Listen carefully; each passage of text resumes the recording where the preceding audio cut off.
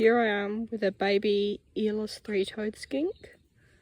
I'll just put him under that rock there. Once he's had enough time to warm up in my hand, he can go. Hey, there you go. Back to your home.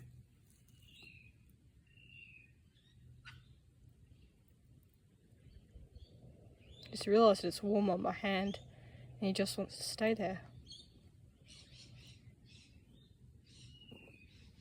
Get a look at those markings. Actually, this is probably a young female. And you know how I know that? Because they don't have the bronze coloration on their heads. They're just dark brown on their whole body. Off you go.